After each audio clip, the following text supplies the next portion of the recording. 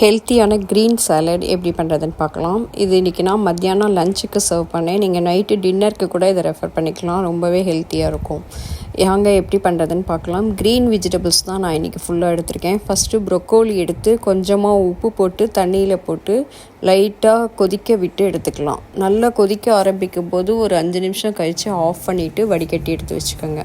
அதே மாதிரி 100 gram beans, capsicum எல்லாம் கட் பண்ணி வச்சுருக்கேன். ஒரு வெங்காயம், கொஞ்சமாக பூண்டு, ஒரு 10 பல்லு பூண்டு எடுத்து ஆலிவ் ஆயிலில் லைட்டாக சாட்டே பண்ணிக்கோங்க.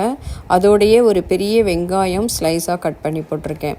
லைட்டாக வதங்க ஆரம்பிக்கும் போது குடமிளகா போட்டுக்கலாம். அதோடைய பீன்ஸையும் போட்டுருங்க.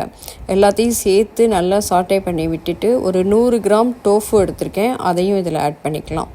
ஒரு ப்ரோட்டீனாகவும் கிடைக்கும். அதுக்காக டோஃபு ஆர் பன்னீர் ஆட் பண்ணிக்கோங்க. இப்போ கட் பண்ணி வச்சுருக்கிற பாலக்கீரை ஆட் பண்ணிடலாம். நான் லாஸ்ட்டாக ஆட் பண்ணுறேன்.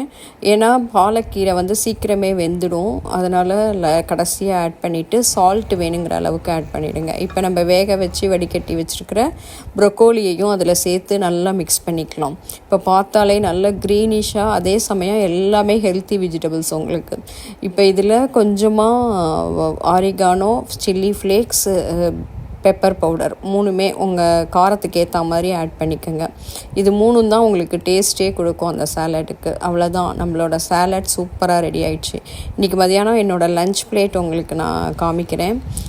குதிரைவாலி தயிர் சாதம், மஷ்ரூம் புலாவ், இந்த க்ரீன் சாலட் ப்ளஸ் வேக வச்ச ராஜ்மா சுண்டல், பாவக்காய் வேக வச்சது, ரா வெஜிடபிள் வெள்ளரிக்காய். இந்த மாதிரி வெஜிடபிள்ஸ் நிறையாவும் ரைஸ் குறைச்சலாகவும் எடுத்திங்கன்னா கண்டிப்பாக ஹெல்த்தியாக இருக்கலாம். இந்த மாதிரி ஹெல்த்தியான ரெசிபீஸ்க்கு நம்ம சேனலை சப்ஸ்கிரைப் பண்ண மறந்துடாதீங்க. தேங்க்யூ.